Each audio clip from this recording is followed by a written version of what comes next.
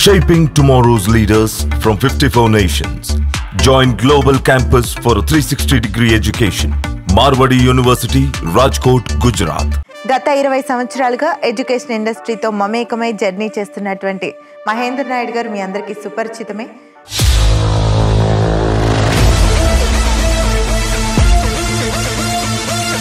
ఏదైనా hire ఎడ్యుకేషన్ని promote చేయడంలో, marketing చేయడంలో ఆయన స్ట్రాటజీ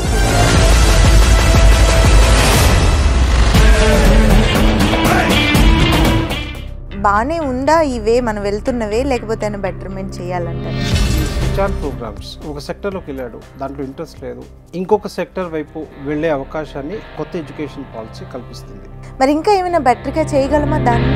మన idea can change the life అంటారు కదా, అట్లనే మన idea can change even country also. So bill gates లాంటి వాళ్ళు, ఎలాన్ మస్క్ లాంటి వాళ్ళు అమెరికాలోనే కాదు ఇండియాలో కూడా తయారు చేయొచ్చు అని చెప్తున్నారు. డెఫినెట్లీ ఫైనాన్షియల్గా లేకపోవటం వల్ల ఇంతకుముందు చదువుకోలేకపోయేవాళ్ళు. ఈ ఫీ రియంబర్స్మెంట్ స్కీమ్ వచ్చిన తర్వాత అటువంటి పిల్లలంతా కూడా మరి గవర్నమెంట్ కాలేజ్లో చదివే స్టూడెంట్స్కి గవర్నమెంట్ ఏం చేయలేదా, వాళ్ళకి అర్హత లేదా అనుకుంటున్నారు. ఈ కార్పొరేట్ కాలేజెస్కి వెళ్తేనే కాంపిటేటివ్ ఎగ్జామ్స్ కొట్టగలమేమో అనే మైండ్ సెట్ని తీసుకొచ్చాం. ఈ ఇంటర్వ్యూ కనుక లోకేష్ గారి వరకు వెళ్తే, లోకేష్ గారు నేను చెప్పదలుచుకుంది, ఈ బీహార్లో ఆ పిల్లలు ఇద్దరు తలుచుకుంటే ఆ స్టేట్లో 50-60 మంది ఐఐటీలో అవుతున్నారు. మీలాంటి ఒక్కళ్ళు తలుచుకుంటే ఆంధ్రప్రదేశ్లో డెఫినెట్లీగా అంతకన్నా 10 నెంబర్స్ ఐఐటీలో కొట్టగలరు.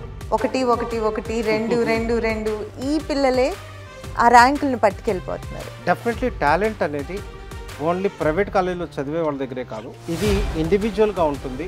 అవకాశం ఉండి డబ్బులు కట్టగలిగే వాళ్ళు అక్కడికి వెళ్తున్నారు. కట్టలేని వాళ్ళని మనం పట్టుకొని కనుక సాన పెడితే రైట్ వజ్రాలు లాంటి ముత్యాలు లాంటి పిల్లలు పెట్టుకొస్తారు. You definitely they can crack this IIT and JEE. నమస్తే, వెల్కమ్ టు తెలుగు వన్. నేను రూపానాథళ్ళ. ఈరోజు కొత్తగా ఎడ్యుకేషన్ వ్యవస్థ గురించి మాట్లాడదాం అనుకుంటున్నానండి. అలా ప్లాన్ చేశాను ఈ ఎపిసోడ్ని. సో మనం అభివృద్ధి చెందిన ఏ దేశం చూసుకున్నా దాని వెనక మేజర్ రోల్ ప్లే చేసేది ఎడ్యుకేషనే. అదేవిధంగా తెలుగు రాష్ట్రాల్లో గత 10-15 సంవత్సరాలుగా చూస్తే ఫ్రీ ఎడ్యుకేషన్ అని వింటున్నాం. అది కరెక్ట్ దశలోనే వెళ్తుందా, మంచి ఫలితాలను ఇస్తుందా? అలాగే కాంపిటేటివ్ ఎగ్జామ్స్ లైక్ జేఈఈ కానివ్వండి, నీట్ కానివ్వండి, పేద విద్యార్థికి నిజంగానే అవకాశం దక్కుతుందంటారా? ఈ విషయాలన్నిటి గురించి చర్చిద్దాం. ఈ ఎపిసోడ్ మిస్ కాకుండా చూడండి, చాలా ఇన్ఫర్మేషన్ తెలుసుకోబోతున్నారు. గత 20 సంవత్సరాలుగా ఎడ్యుకేషన్ ఇండస్ట్రీతో మమేకమై జర్నీ చేస్తున్నటువంటి మహేంద్ర నాయుడు గారు మీ అందరికీ సుపరిచితమే. ఏదైనా హైయర్ ఎడ్యుకేషన్ని ప్రమోట్ చేయడంలో, మార్కెటింగ్ చేయడంలో ఆయన స్ట్రాటజీసే వేరు. సో అలాంటి ఆయన అనుభవాన్ని పరిగణనలోకి తీసుకొని ప్రస్తుతం ఉన్న ఎడ్యుకేషన్ సిస్టమ్ విషయంలో ఇంకా ఏమైనా బెటర్మెంట్స్ చేస్తే బాగుంటుందా అనే విషయాల గురించి చర్చిద్దాం. సార్ నమస్తే. నమస్తే సార్, ఏదైనా కంట్రీ డెవలప్మెంట్లో ఎడ్యుకేషన్ మేజర్ రోల్ ప్లే చేస్తుంది. డెఫినెట్లీ. సో మనం కూడా ఫ్యూచర్లో అదే స్టేజ్కి వెళ్ళబోతున్నాం.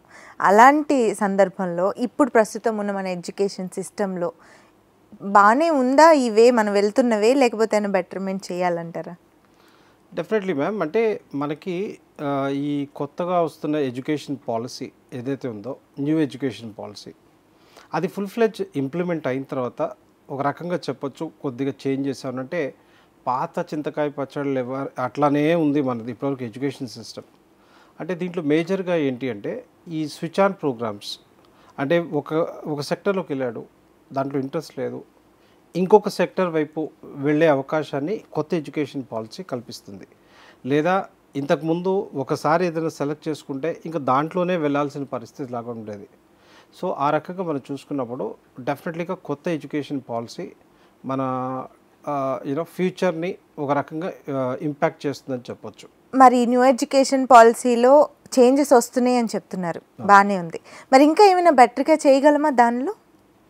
అంటే మ్యామ్ ఇక్కడ ఒకటి ఏం జరుగుతుందంటే మన ఎడ్యుకేషన్ పాలసీలో, ఎడ్యుకేషన్ ఇప్పటివరకు జరుగుతున్న సిస్టంలో, అంటే ఈ క్రీమ్ లేయర్ ఏదైతే ఉందో వీళ్ళు ఎక్కువగా బయటికి వెళ్ళిపోతున్నారు అదర్ కంట్రీస్కి. సో దాన్ని కంట్రోల్ చేసే కైండ్ ఆఫ్ ఫెసిలిటీస్ని ఇక్కడ క్రియేట్ చేయాల్సి ఉంటుంది. అంటే ఒక రకంగా చెప్పాలి అంటే గవర్నమెంట్ కొన్ని విషయాల్లో కొద్దిగా శ్రద్ధ ఎక్కువ తీసుకుంటే బాగుంటుంది. అంటే మనం చూస్తే స్కూలింగ్ లెవెల్లో అంటే పెర్ఫార్మెన్స్ చేసే పిల్లలు చాలామంది ఉంటారు. అంటే వీళ్ళందరినీ ఎప్పుడైతే వీరి యొక్క ఐక్యూ లెవెల్ బాగుంది, ఈ పిల్లవాడు ఫ్యూచర్లో డెఫినెట్లీగా ఏదైనా హెల్ప్ అవుతాడు అనే కాన్సెప్ట్ ఎప్పుడైతే దాన్ని పరిగణన తీసుకొని నాట్ ఓన్లీ ఒక స్టేట్ అండి, ఇండియా మొత్తం వీళ్ళందరినీ ఫిల్టర్ చేసుకుంటూ వాళ్ళ మీద స్పెషల్ మానిటరింగ్ కాన్సెప్ట్ తీసుకురావాలి మ్యామ్. అంటే one idea can change life అంటారు కదా, అట్లనే one idea can change even country also, right? అట్లా మనం ఈ పిల్లలు ఎవరైతే మంచి పిల్లలు ఉన్నారో వీళ్ళని, అంటే చాలామంది ఏమవుతున్నారంటే కొంతమంది బాగా చదివే పిల్లలు డిఫరెంట్ పరిస్థితుల వల్ల ఇంట్లో ఏదైనా ఇష్యూస్ అవ్వచ్చు, ఫైనాన్షియల్ ప్రాబ్లం కావచ్చు, సెవెంత్కో లేకపోతే 10th లేకపోతే ఇంటర్మీడియట్లో లేకపోతే మధ్యలో డిగ్రీ మధ్యలోనో ఇట్లా ఎక్కడో చోట ఫిల్టర్ అయి పక్కెళ్ళిపోతున్నారు. ఆల్మోస్ట్ ఒక 40% పక్కెళ్ళిపోతున్నారు, 60% బయటకు వస్తున్నారు. సో గవర్నమెంట్ అసలు అటువంటి ఐక్యూ లెవెల్స్ ఉన్న మంచి పిల్లల్ని మొదటి నుంచి వాళ్ళ మీద మానిటరింగ్ చేస్తూ వాళ్ళని ఒక రేంజ్కి తీసుకొచ్చే విధంగా అలా ప్లాన్ చేయగలిగితే, అంటే ఏమవుతుందంటే అందరు పిల్లలు ఒకలాగా ఉండరు, అందరు ఐక్యూ లెవెల్స్ ఒకలాగా ఉండవు.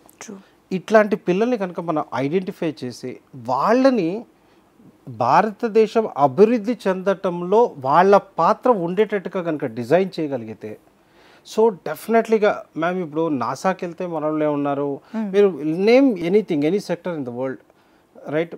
అంటే ఇక్కడ ఒకటి ఏంటంటే మనకి ఫైనాన్షియల్గా కంపేర్ టు అదర్ కంట్రీస్ తెలివైన వాడికి తక్కువ ఆపర్చునిటీ వస్తున్నాయి అనేది జనరల్గా ఉంది.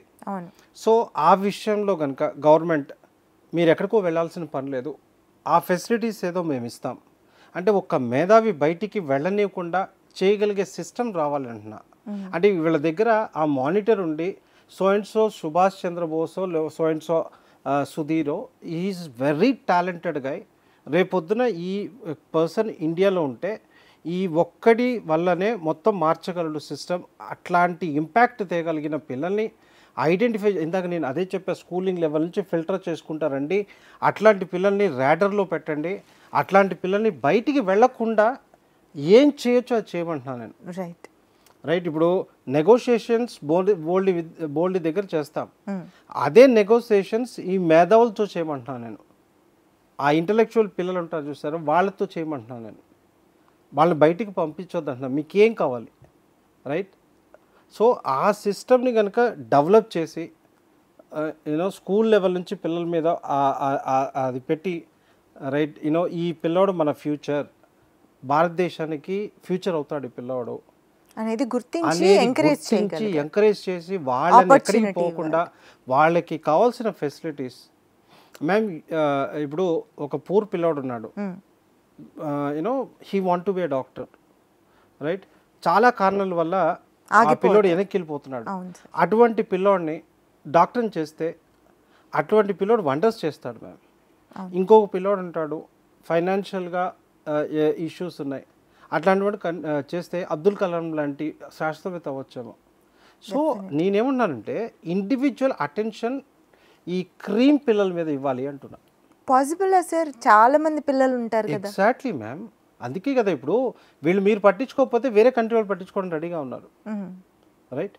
సో అది ఇప్పుడు మనం ఇన్వెస్ట్మెంట్ చేస్తాం ప్రతి దాని మీద, ఆ ఇన్వెస్ట్మెంట్ ఏమో వీళ్ళ మీద చేయమంటున్నా, వీళ్ళు 10 ఇస్తారు కదా, ఓకేనా? అంటే మీరు పోయి ఫ్రీగా తిండి పెట్టే కాన్సెప్ట్లు వాటిలో వీటిలో ఇన్వెస్ట్ చేస్తున్నారు కదా బోల్డ్ ఎంత డబ్బులు, అటువంటి కాకుండా అవి తీసుకొచ్చి రైట్ పిల్లల మీద పెడితే వీడు 1,00,000 మంది జాబ్స్ క్రియేట్ చేస్తారు. తక్కువ ఇన్వెస్ట్మెంట్ వీళ్ళ మీద చేస్తారు.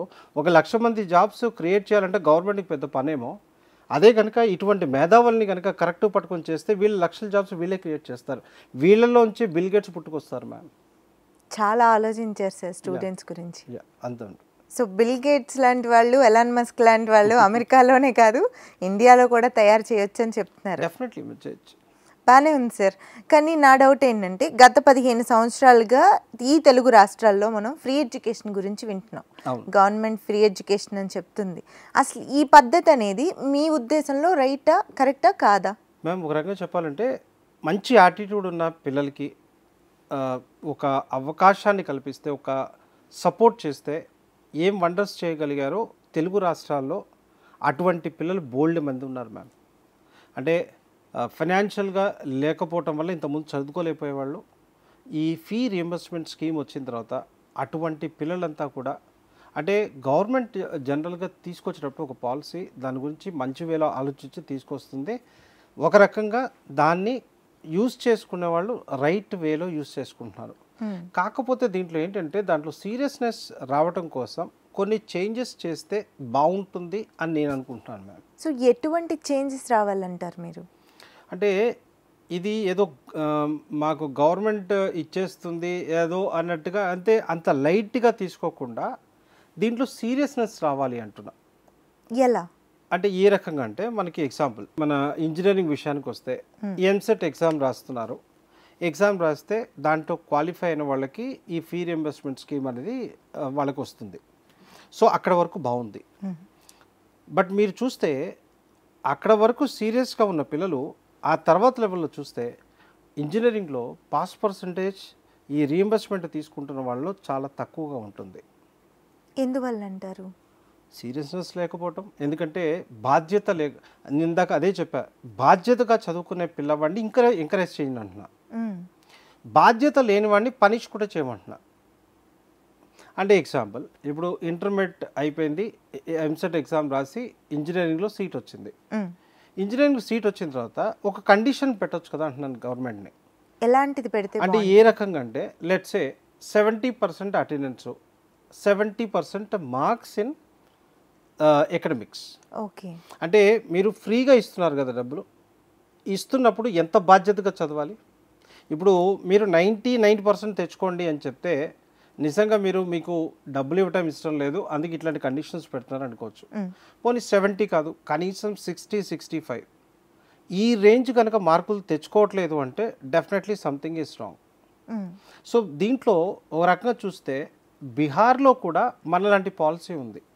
ఓకే. సో అక్కడ పాలసీ ఏంటి అంటే దాన్ని క్రెడిట్ కార్డ్ సిస్టమ్ అంటారు.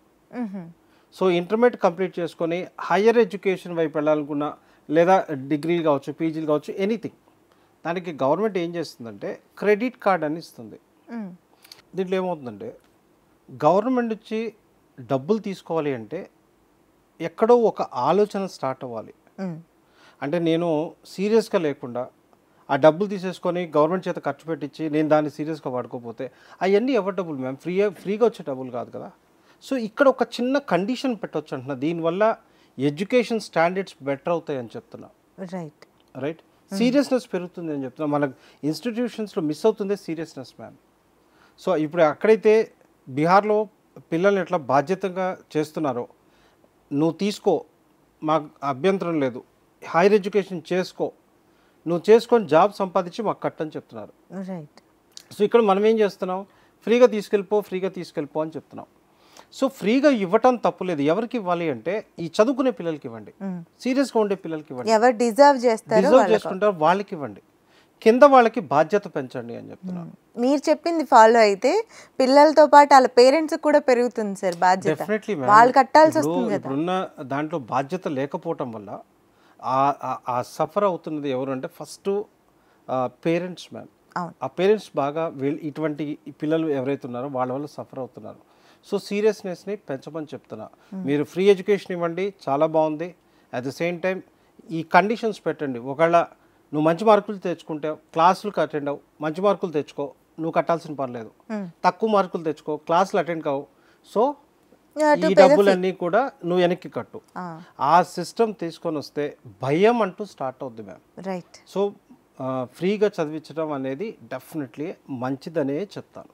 బాగుంది సార్. నిజంగా ఈ డబ్బంతా మనం ట్యాక్సుల రూపంలో కడుతున్నదే వాళ్ళకి ఫీజులు కట్టే డబ్బులన్నీ. సో మంచిగా చదువుకుని బాగా చదువుకునే పిల్లలకి ఇది ఉపయోగపడితే మంచిదే. విచ్చలవిడిగా వెళ్దాం, ఆడతా పాడతా చదివేద్దాం, వేస్ట్ చేద్దాం అనుకునే వాళ్ళకి ఇది వాడకూడదు, కరెక్ట్ కాదు. ఎంకరేజ్ కూడా మనం చేయకూడదు. మన తెలుగు రాష్ట్రాల్లో ఫీ రియంబర్స్మెంట్ ఉంటుందంట, క్లాసులు అటెండ్ అవ్వాల్సిన అవసరం లేదంట, డైరెక్ట్ ఎగ్జామ్ రాయొచ్చంట. ఏం సిస్టమ్ సార్ ఇది?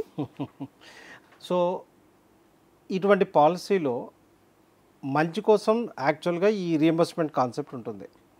డెఫినెట్లీ కొంతమంది దాన్ని డివేట్ చేస్తుంటారు. మీరు క్లాసులు రావాల్సిన పని లేదు, డైరెక్ట్గా వచ్చి ఎగ్జామ్ రాసేయండి అనే కాన్సెప్ట్తో. సో గవర్నమెంట్ దీని మీద శ్రద్ధ పెట్టాల్సి ఉంటుంది. ఇటువంటి వాటి వల్ల ఎడ్యుకేషన్ సిస్టమ్ పాడవుద్ది. ఇప్పుడు క్లాసులు రాకుండా ఎట్లనో పాస్ అయిపోయినవాడు కష్టపడి చదివి పాస్ అయినవాడు ఇద్దరి ఒక దగ్గరికి ఇంటర్వ్యూకి పోతుంటే ఇద్దరు పక్కన కూర్చుంటే యూనో యూ కెన్ అండర్స్టాండ్ ఎలా ఉంటుందో. సో ఇటువంటి పాలసీస్, ఇటువంటి యూనో ప్రాక్టీసెస్ ఎవరైతే చేస్తున్నారో గవర్నమెంట్ వాళ్ళ మీద కొద్దిగా కన్నేసి ఉంచాల్సిన అవసరత ఎంతైనా ఉంది. So that quality of education పెరుగుతుంది. సో అటువంటి జరగకుండా చూడాల్సిన బాధ్యత కూడా గవర్నమెంట్దే. సార్ బాగుంది. డెఫినెట్గా ఇలాంటి కాలేజెస్ని అయితే ఎంకరేజ్ చేయకూడదు. మరి చదువు కొనడమేనా? మనం జేఈ చూసుకున్నా, నీట్లో చూసుకున్నా 1 1 1 2 2 2 ఈ పిల్లలే ఆ ర్యాంకులను పట్టుకెళ్ళిపోతున్నారు. మరి గవర్నమెంట్ కాలేజ్లో చదివే స్టూడెంట్స్కి గవర్నమెంట్ ఏం చేయలేదా, వాళ్ళకి అర్హత లేదా అన్నది ఒక డౌట్. మామూలుగా మీరు చూస్తే దీంట్లో చిత్తశుద్ధి ఉండాల్సినది యూనో ఎంతైనా ఉంది. ఏంటంటే మనం చూస్తే మనకేమనిపిస్తుందంటే ఓహో ఈ కార్పొరేట్ కాలేజెస్కి వెళ్తేనే కాంపిటేటివ్ ఎగ్జామ్స్ కొట్టగలమేమో అనే మైండ్ సెట్ని తీసుకొచ్చారు. యాక్చువల్గా అది కాదు. అంటే నేను ఎగ్జాంపుల్ బీహార్లో సూపర్ 30 అని చెప్పేసి ఆనంద్ సార్ ఉంటారు. ఓకే. ఈయన ఇంట్లో పని చేసుకునే వాళ్ళు అంటారు కదా, ఇంట్లో పని చేసుకునే వాళ్ళ పిల్లలు, రిక్షా పుల్లర్ పిల్లలు, ఇటువంటి వాళ్ళని తీసుకొని వచ్చి ఒక 30 మందిని కూర్చోపెట్టి కొడితే దాంట్లో 29 మెంబర్స్కి ఐఐటి వచ్చింది. 30కి 29. దానికే ఆయన్ని సూపర్ 30 అంటారు.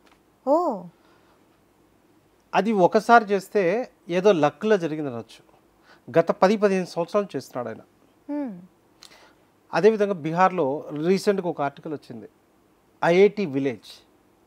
ఏంటి అంటే ఆ విలేజ్లో ఏసీ రూములు కాదు, లేకపోతే సరైన క్లాస్ రూమ్ కూడా లేవు మ్యామ్. గవర్నమెంట్ కాలేజ్ ఎట్లా ఉంటుందో ఆ స్టాండర్డ్లో ఉండే ఒక ప్రైవేట్ ఇన్స్టిట్యూషన్. అదేంటి అంటే ఆ ఊర్లో ఒక స్టూడెంట్ 15 ఏళ్ల క్రితం ఐఐటి కొట్టాడు. ఒక స్టూడెంట్ కొట్టిన తర్వాత ఏం చేశాడంటే, ఓకే నేను ఐఐటి కొట్టాను, సో నా ఊరోళ్ళకు కూడా ఈ ఐఐటిలో సీట్ రావాలి అనే కాన్సెప్ట్తో మనోడే స్టార్ట్ చేశాడు. ఆయన ఒక్కడి కృషి ప్రతి సంవత్సరం ఆ ఊళ్ళో 30-40 మంది, చిన్న పల్లెటూరు మ్యామ్, 30-40 మంది ఐఐటి సీట్స్ కొడుతున్నారు. అంటే ఒక్క వ్యక్తి 30 మంది 40 మందిని చేపించే ఒకళ్ళు కాదు, ఇద్దరు మనకి బీహార్లో కనపడుతున్నారు. ఆ రకమైన ఇద్దరు ఇండివిజువల్స్ తీసుకునేది ఒక గవర్నమెంట్ తీసుకోలేదమ్మా. ఇద్దరు ఇండివిజువల్ చేయగలిగింది మన తెలుగు రాష్ట్రాల్లో ఫ్రీగా. అంటే ఈ గవర్నమెంట్ రిలేటెడ్గా ఉండే ఆ పిల్లల్ని దాన్ని ఫిల్టర్ చేసి వీళ్ళ దగ్గర స్కిల్ ఉంది. నేను ఫస్ట్ చెప్పింది అదే పాయింట్ మ్యామ్. వాళ్ళని ఫిల్టర్ చేసి వాళ్ళకి కరెక్ట్గా కోచింగ్ ఇవ్వగలిగితే రైట్ యాటిట్యూడ్తో, అంటే మొక్కుబడి కైండ్ ఆఫ్ కాన్సెప్ట్స్ కాకుండా సీరియస్నెస్, మేము నిజంగా ఈ పిల్లల చేత ఐఐటి కొట్టించాలి, నీట్ కొట్టించాలి అనే తపన ఉండి if someone takes it seriously definitely wonders చేయొచ్చు మ్యామ్. లోకేష్ గారు డెఫినెట్లీగా ఈసారి బాధ్యతలు తీసుకున్న తర్వాత ఎడ్యుకేషన్ సిస్టంలో చాలా బాధ్యతగా చాలా మంచి పనులు చేస్తున్నారు. ఈ ఇంటర్వ్యూ కనుక లోకేష్ గారి వరకు వెళ్తే, లోకేష్ గారు నేను చెప్పదలుచుకుంది, ఈ బీహార్లో ఆ పిల్లలు ఇద్దరు తలుచుకుంటే ఆ స్టేట్లో 50-60 మంది ఐఐటీలో అవుతున్నారు. మీలాంటి ఒక్కళ్ళు తలుచుకుంటే ఆంధ్రప్రదేశ్లో డెఫినెట్లీగా అంతకన్నా 10 నెంబర్స్ ఐఐటీలో కొట్టగలరు. సో అది ఆయన వరకు వెళ్ళాలని అనుకుంటున్నాను. సో ఇక్కడ మనం చూస్తే డెఫినెట్లీ టాలెంట్ అనేది ఓన్లీ ప్రైవేట్ కాలేజీలో చదివే వాళ్ళ దగ్గరే కాదు, ఇది ఇండివిజువల్గా ఉంటుంది. అవకాశం ఉండి డబ్బులు కట్టగలిగే వాళ్ళు అక్కడికి వెళ్తున్నారు.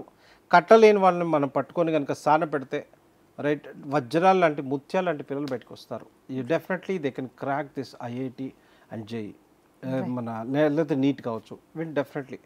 సో ఇటువంటి పిల్లల మీద బాధ్యత పెట్టి చేసినప్పుడు రేపొద్దున బయటికి వచ్చినప్పుడు వీళ్ళు సమాజానికి ఉపయోగపడే విధంగా, ఎందుకంటే గవర్నమెంట్ నాకు ఆ శ్రద్ధ తీసుకొని చేసింది అనే ఒక చిన్న కార్నర్ రేపొద్దున సొసైటీ కోసం బెటర్గా వాళ్ళు వర్క్ చేయడానికి అటువంటి యూనో డాక్టర్స్ కానీ ఇంజనీర్స్ కానీ మనం తీర్చిదిద్దిన వాడు అవుతాం. రైట్. ఎందుకంటే కమర్షియల్గా వెళ్ళినవాడు రేపొద్దున కమర్షియల్గా ఉండే ఛాన్సే ఉంది.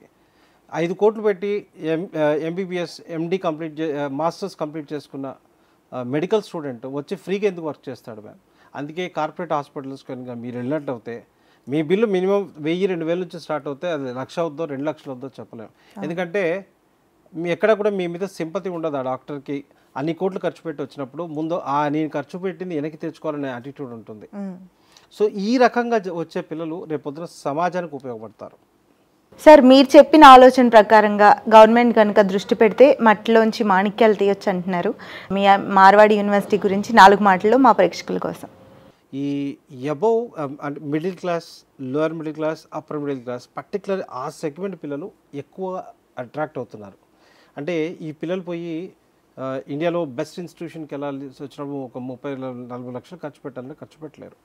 సో వాళ్ళందరికీ కూడా స్వర్గంలా కనపడుతుంది మార్వాడి యూనివర్సిటీ.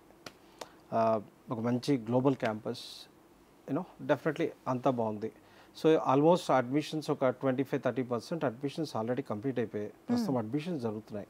ఓహో, ఆల్రెడీ అడ్మిషన్ ప్రాసెస్ స్టార్ట్ అయిపోయిందా? ఆల్రెడీ అడ్మిషన్ స్టార్ట్ అంటే టాప్ ఇన్స్టిట్యూషన్స్కి అర్లీగా అడ్మిషన్స్ ఎన్రోల్ అవడం స్టార్ట్ అవుతుంది. సో తెలుగు రాష్ట్రాల పిల్లలు ఎవరైతే మార్వాడి యూనివర్సిటీ వైపు రావాలనుకుంటారో 9059052378 స్క్రోల్ అవుతుందో ఒకసారి నెంబర్ చూసుకోండి. ఆ నెంబర్కి కనుక కాల్ చేసి ఇట్లా నేను అడ్మిషన్ రిలేటెడ్గా విషయాలు ఏమైనా తెలుసుకోవాలనుకుంటే దానికి కాల్ చేస్తే పూర్తి వివరాలు తెలియజేయడం జరుగుతుంది.